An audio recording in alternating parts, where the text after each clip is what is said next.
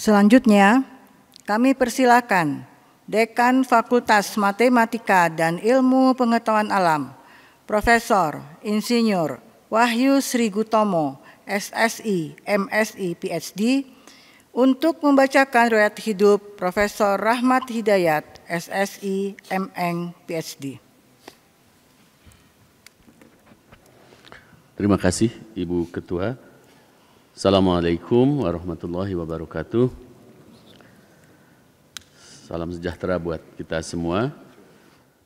Atas nama Fakultas Matematika dan Ilmu Pengetahuan Alam, izinkan saya membacakan kurikulum vitae singkat dari Profesor Rahmat Hidayat, SSI, MN, PhD, yang pada hari ini akan membawakan orasi ilmiah guru besar berjudul Eksplorasi Material Maju dan Kinetika Transport Pembawa Muatan untuk Pengembangan Sel Surya Generasi Baru.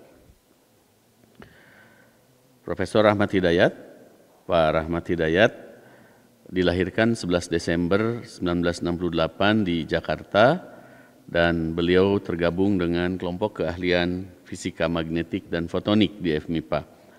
Dan TMT guru besarnya adalah sejak 1 Agustus 2023. Beliau beristrikan Romlina Dewi Simarmata SH dan memiliki putra Andre Satya Tutumana ST dan Rima Deborah SSI MBA.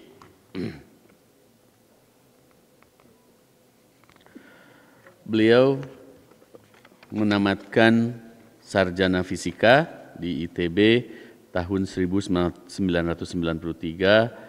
dan kemudian pada tahun 1998 menyelesaikan Master of Electronic Engineering di Osaka University, Jepang, dan tahun 2001 ya seharusnya beliau menyelesaikan Doctor in Electronic Engineering dari universitas yang sama, Osaka University di Jepang. Beliau bergabung menjadi staf pengajar di FMIPA sejak tahun 1995 dan beberapa catatan terkait kepegawaiannya, misalkan 2018 sampai 2019 beliau adalah ketua kelompok keahlian fisika magnetik dan fotonik, kemudian 2019-2021 ketua program studi magister fisika di FMIPA ITB, kemudian 2019-2021 juga ketua program studi doktor di FMIPA ITB. Dan beberapa kegiatan non-struktural atau penunjang, semisal Kepala Lab Fisika Dasar, anggota panitia tim konversi peringkat akreditasi, dan sebagainya, termasuk tim reakreditasi nasional. Kemudian beliau juga pernah menjalankan visiting professor at Venture Business Laboratory, Nagoya University, Japan. Kemudian visiting scientist di Osaka University tahun 2015, 2017, dan 2019. Institute for Material Science, Japan. Kemudian juga di Oldenburg University dan juga sebagai postdoctoral researchers di Tohoku University. Dan beliau juga menjadi ketua majelis dan ketua badan pengurus Pusat Himpunan Optika Indonesia.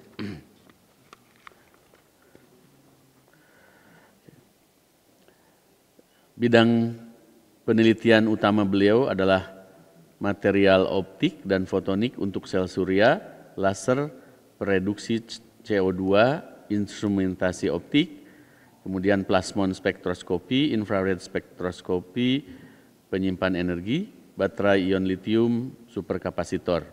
Dan beberapa skema hibah riset yang telah diterima adalah penelitian dasar unggulan perguruan tinggi, Kemdikbudristek, hibah penelitian kompetitif nasional, World Class University, ITB Kemristek Dikti, hibah penelitian ITB, Asahi Glass Foundation, Osaka Gas Foundation, JSPS, kemudian juga KITEC, Korea Institute of Industrial Technology, International Center of Theoretical Physics, dan yang lainnya.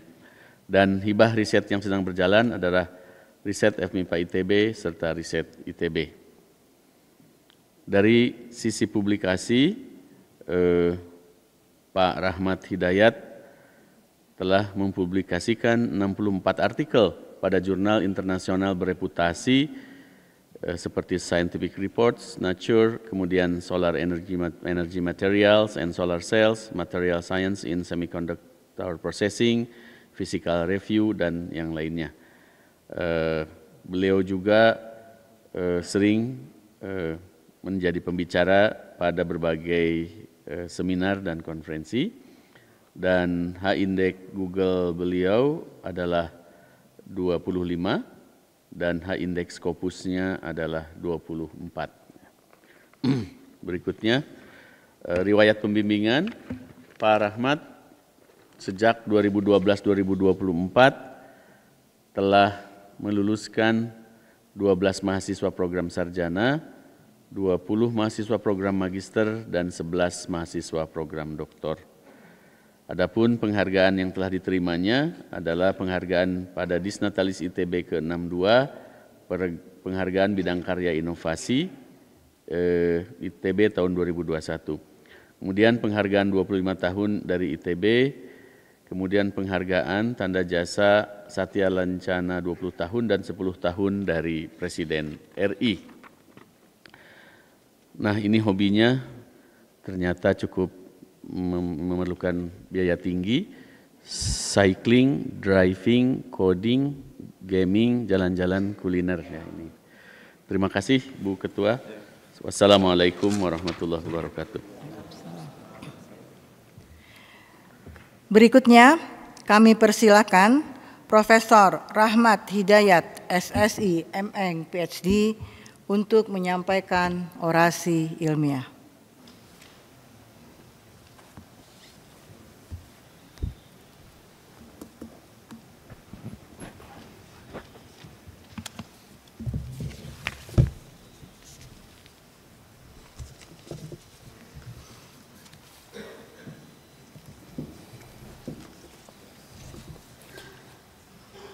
Yang terhormat Ketua Majelis Wali Amanat ITB atau yang mewakili, yang kami hormati Ketua Senat Akademik ITB atau yang mewakili, Rektor ITB atau yang mewakili, Ketua Sekretaris dan anggota Forum Guru Besar ITB, para dekan, para Ketua Senat Fakultas Sekolah atau yang mewakili,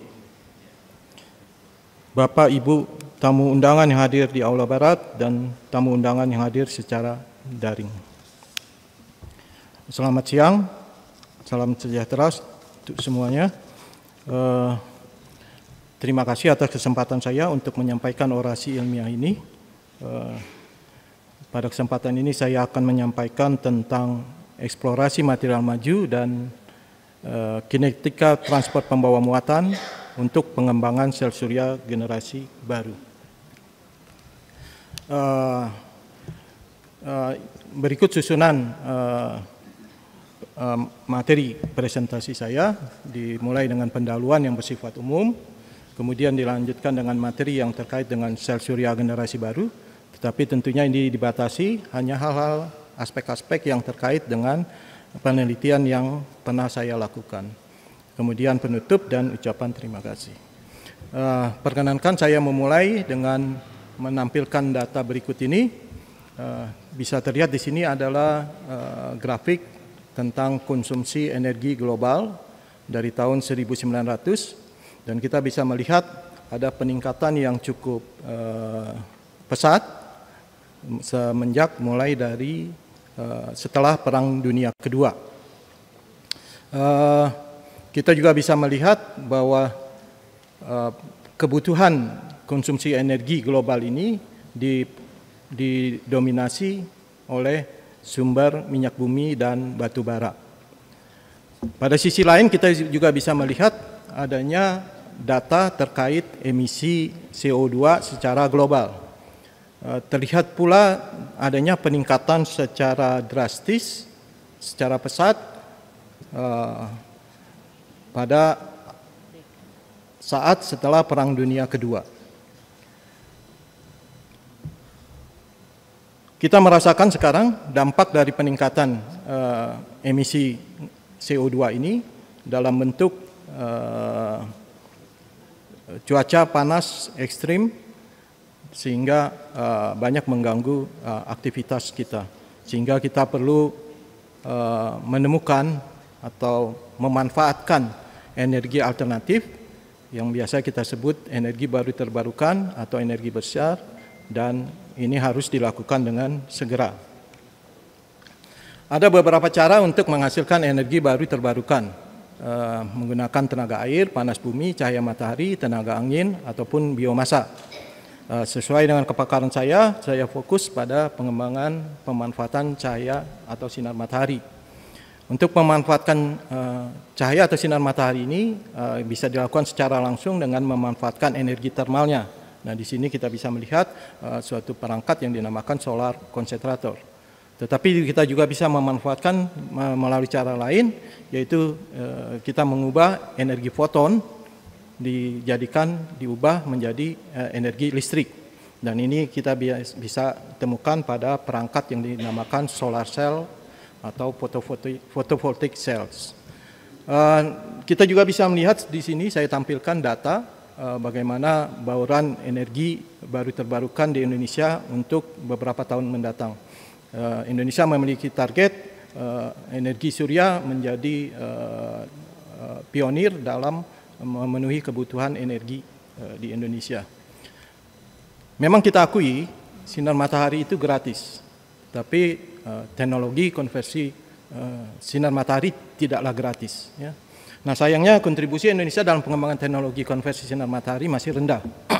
Kita bisa melihat data publikasi di Scopus dari tahun 90 sampai 2024, jumlah publikasi Indonesia terkait pengembangan solar cell itu jauh di bawah Malaysia dan Singapura. Oke, sel surya yang dalam hal ini memanfaatkan fenomena fotovoltaik sampai saat ini dalam perkembangannya dapat dibedakan menjadi 3 generasi. Generasi pertama berbasis pada kristal silikon. Mungkin yang Bapak Ibu bisa temukan di sekitar kita sekarang, di mana kita menemukan panel-panel silikon di atas sel surya silikon di atas atap. Selain itu ada generasi kedua dan ketiga. Tentu sampai sejauh ini memang sel surya silikon memiliki efisiensi yang paling tinggi, sehingga muncul pertanyaan mengapa kita masih perlu mengembangkan sel surya jenis lain. Oke, memang kita akui bahwa sel surya silikon sudah memiliki teknologi yang mapan, tapi membutuhkan energi yang besar dan investasi besar, sehingga tidak semua negara mampu membangun industri sel surya. Oke, terlepas dari pertimbangan ekonomi dan industri tadi, sebagai saintis, kami masih melihat ada aspek-aspek menarik terkait dengan pengembangan sel surya. Pertama, sel surya silikon ternyata tidak bisa mengkonversi sinar matahari 100% karena adanya energi hilang, yaitu adanya proses efek termalisasi dan rugi ekstraksi dalam proses konversi foton menjadi listrik. Dan ini dikenal dengan batas Shockley-Queisser.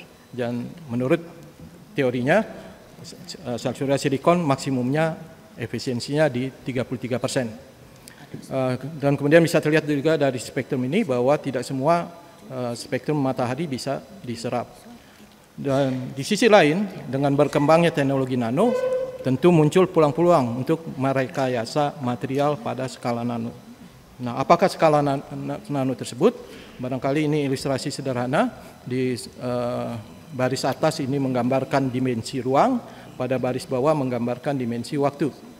Skala nano bisa kita bayangkan adalah ukuran yang jauh lebih kecil, masih jauh lebih kecil daripada bakteria dan virus. Disinilah daerah nanometer. Pada domain waktu kita bisa membayangkan adanya nanosecond atau nanodetik adalah suatu proses yang jauh lebih cepat daripada lampu flash pada kamera. Tapi pada daerah-daerah ini terjadi proses-proses fisika yang penting yang terkait dengan elektron. Dan proses-proses ini hadir di dalam sel surya. Oke, ini adalah bentuk sel surya silikon yang dibentuk dari persambungan semikonduktor silikon tipe P dan silikon tipe N. Pada saat disambungkan terjadi pembelokan pita energi, ya. Jadi terjadi pembelokan pita energi sehingga ketika terjadi penyerapan cahaya, elektron akan tereksitasi ke tingkat energi yang lebih tinggi, dan secara alami, secara nature, elektron akan menuju ke energi yang lebih rendah sehingga dia akan mengalir ke sebelah kanan sini. Sementara tempat yang ditinggali, keadaan yang ditinggali oleh elektron tadi kita sebut hole cenderung menuju ke energi yang lebih tinggi. Nah, pada prinsipnya jika kita bisa mengalirkan pembawa muatan ini, kita bisa mengekstraksi pembawa muatan ini, maka kita bisa mendapatkan aliran arus, dan itu yang bisa kita pergunakan misalnya untuk menyalakan lampu. Banyak sifat-sifat unik daripada kristal silikon ini. Nah, ketika kita mengganti kristal silikon dengan bahan lain, apa yang terjadi? Memang ujungnya sama, terjadi penyerapan cahaya dan kemudian terjadi ekstraksi. Tetapi sifat material sangat bergantung kepada elemen-elemen penyusun dan strukturnya, sehingga apa yang terjadi di antaranya itu bisa berbeda-beda, dan itu memerlukan kajian secara detail. Hal-hal yang detail ini bisa menghasilkan sesuatu perbedaan. Mari kita mulai melihat dari sel generasi ketiga yang kita kenal dengan sel surya polimer. Polimer ini identik dengan plastik, ya, tapi tentu sedikit berbeda karena di sini polimernya memiliki struktur terkonjugasi seperti saya tampilkan di sini. Dalam polimer ini bisa terbentuk pasangan elektron dan hole seperti tadi yang kita sebut dengan eksiton, tapi eksiton ini memiliki energi ikat yang kuat sehingga tidak mudah terpisah menjadi pembawa muatan listrik bebas. Oleh karena itu harus dipasangkan dengan molekul lain yang kita sebut sebagai akseptor. Dengan kombinasi seperti ini maka kita bisa mengharapkan terjadinya pemisahan eksiton menjadi dua pembawa muatan terpisah. Masih ada kendala lain bahwa konduktivitas daripada bahan polimer ini tidak setinggi pada bahan kristal silikon, sehingga sulit mendapatkan efisiensi yang baik kalau dibentuk dalam lapisan multi layer. Oleh karena itu pendekatannya biasanya dalam bentuk persambungan hetero. Jadi kita harapkan polimer dan molekul ini tersebar secara acak dan terjadi kontak secara random antara polimer dan molekul kecil ini. Dan sistem ini kita sebut sebagai donor akseptor. Pada prinsipnya proses tahapannya bisa terlihat seperti ini. Kita mengharapkan terjadi serapan cahaya, pembentukan eksiton, difusi eksiton, pemisahan eksiton, transport pembawa muatan, ekstraksi hingga aliran ke rangkaian luar terjadi secara efisien dan sempurna. Akan tetapi dapat juga terjadi peristiwa-peristiwa yang tidak diharapkan. Misalnya rekombinasi radiatif, rekombinasi non radiatif. Nah, di sini perlu optimasi bagaimana meminimalkan proses-proses rugi atau hilang tadi, sehingga kita bisa mendapatkan kurva karakter sel surya yang baik. Dalam penelitian kami, salah satunya kami sebagai contoh, kami telah mencoba mengembangkan polimer sel surya menggunakan lapisan yang disebut dengan ZNO sebagai elektron transport layernya. Pada bidang batas tersebut sangat rentan terhadap proses rugi. Sehingga kami dalam penelitian tersebut mencoba mengembangkan lapisan ZNO yang didoping dengan aluminium. Dan ternyata dengan proses doping tadi kita bisa sekaligus menekan tingkat kekasaran morfologi daripada lapisan tersebut, bisa terlihat dalam gambar ini dalam order puluhan nanometer. Sehingga akhirnya kita bisa mendapatkan peningkatan karakter daripada sel surya ini.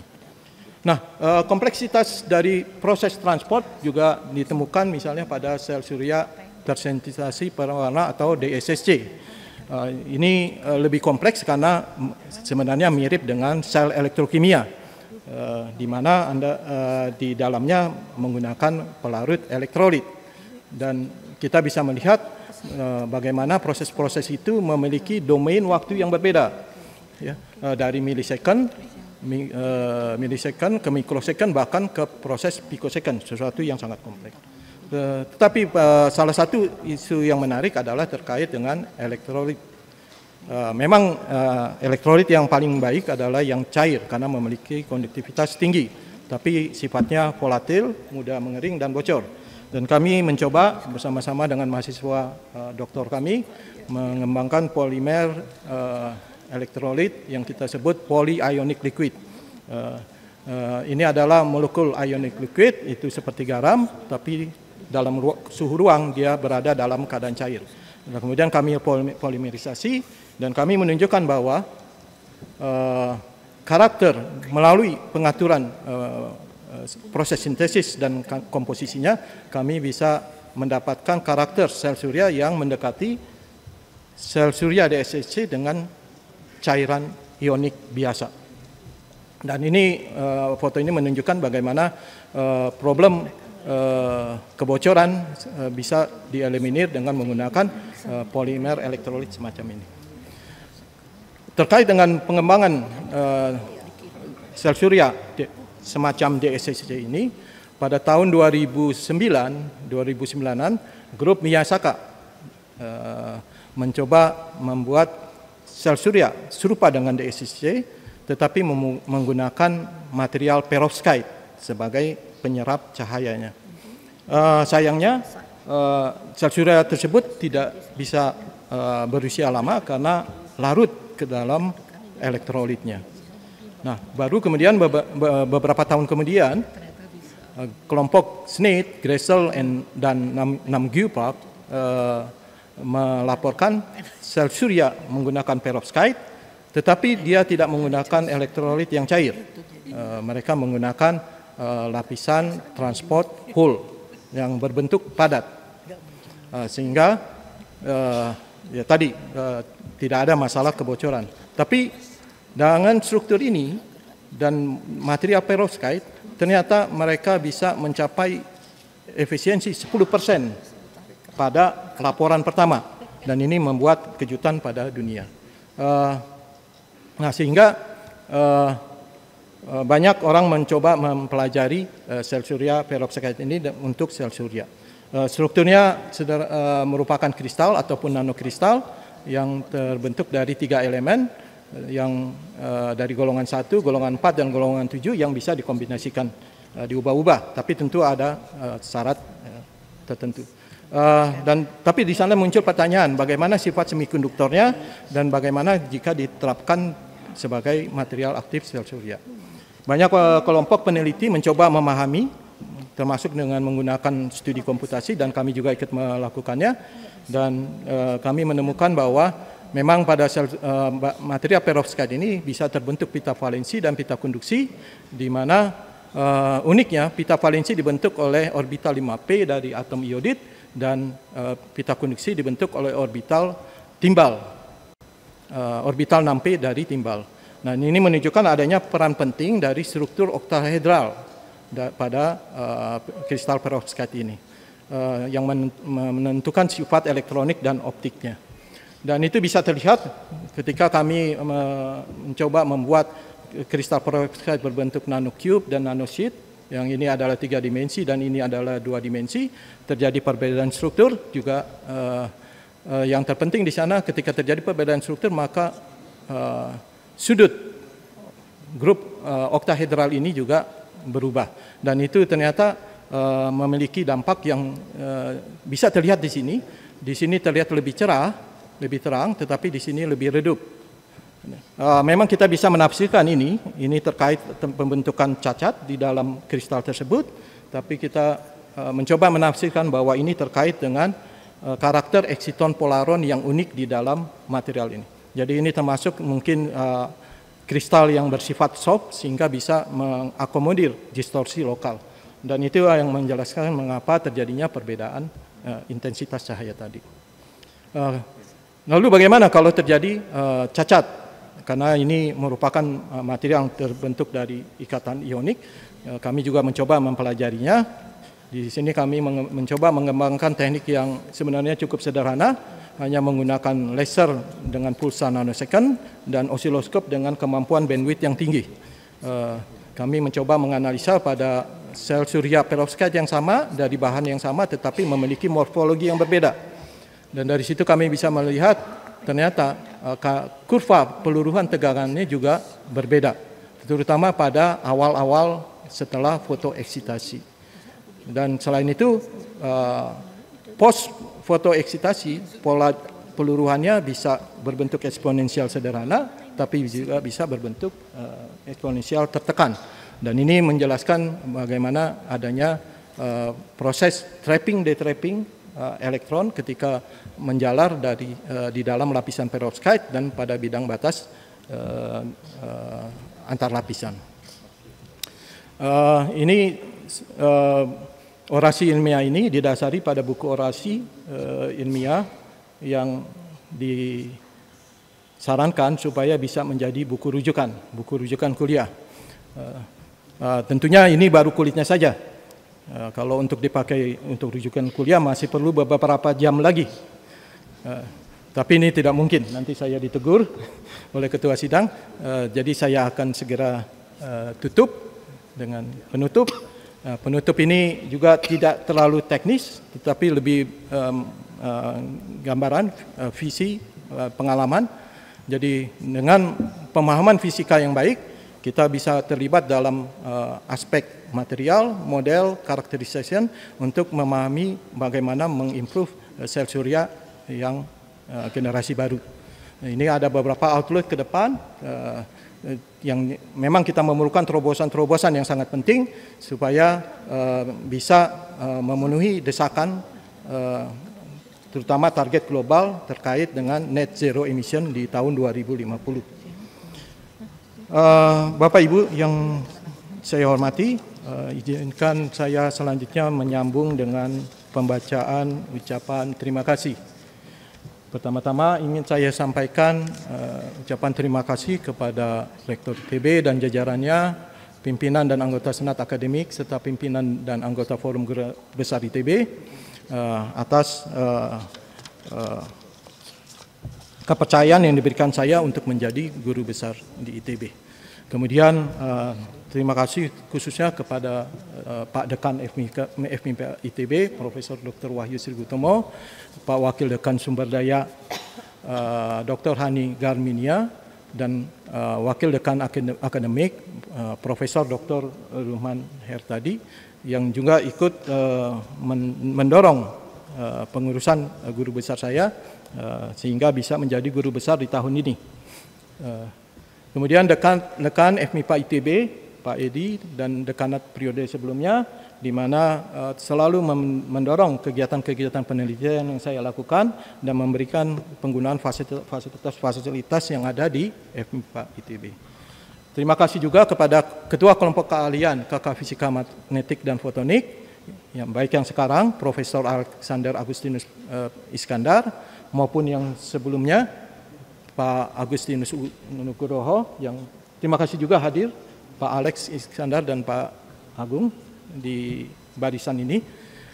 Kemudian Pak Dr. Herman, terima kasih atas dukungan kepada saya selama ini. Juga kepada kolega sejawat di dalam KK, Dr. Abdul Muiz, kemudian Dr. Andi Oktavian, Dr. Berlinson, Dr. Daniel Kurnia, Dr. Herman, Profesor Dr. Inge Magdalena, Dr. Priastuti Wulandari atas kebersamaannya dalam menjalankan tugas-tugas Tridharma Perguruan Tinggi, baik dari sisi pengajaran, penelitian maupun pengabdian masyarakat. Secara khusus saya wajib mengucapkan terima kasih kepada dosen pembimbing saya S1, Profesor Chia Mayon PhD, kemudian juga pembimbing saya di S2 dan S3,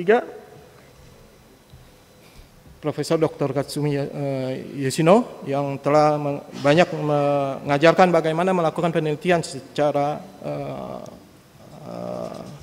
benar menurut kaidah keilmuan. Terima kasih kepada para guru besar yang memberikan rekomendasi. Pertama, Profesor Dr. Umar Fauzi, terima kasih. Pak Umar juga hadir pada hari ini. Pak Profesor Dr. Toto Winata, terima kasih Pak Profesor Toto Winata hadir juga. Pak Profesor Brian Yulianto, saya kira beliau juga hadir hari ini. Profesor Dr. Made Archana yang kebetulan sedang berhalangan dengan acara keluarga di Bali. Profesor Dr. Ristiana, terima kasih yang juga telah hadir pada hari ini. Kemudian Profesor Dr. Suyoshi Kawai dari Nara Institute of Science Technology. Kemudian terima kasih secara khusus kepada Profesor Dr. Agustinus Agung Nugroho sebagai penelaah buku orasi ilmiah saya. Kemudian pada rekan-rekan peneliti, Profesor Dr. Natalita, Profesor Fenadi, Profesor Triati, Dr. Triati, Profesor Koji Nakamura, Dr. Fitriawati dan kawan-kawan, Profesor Rizdiana, Profesor Jaka Prong, dan juga Profesor Mitra Jamal, Profesor Evi Kartini, dan Profesor Yusuki Yamashita. Secara khusus peneliti berterima kasih kepada Profesor Masanori Ozaki, Profesor Akiko Fuji, dan para ex-mahasiswa bimbingan S1, S2, rekan-rekan Himpunan Optika Indonesia, sahabat fisika Angkatan 86, dan berbagai pihak lainnya yang tidak disebutkan satu persatu. Terakhir saya mengucapkan terima kasih kepada istri dan anak tercinta, Romlina Dewi, Andai dan Nima,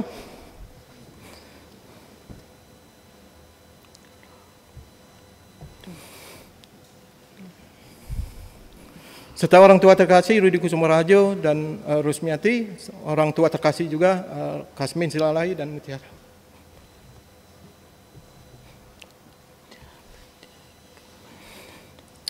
Oke, selanjutnya kami tidak lupa mengucapkan terima kasih kepada keluarga besar mertua Jahya Simarmata, kemudian beberapa lembaga pemberi dana penelitian. Terakhir berikan saya kesempatan untuk membacakan kode kehormatan.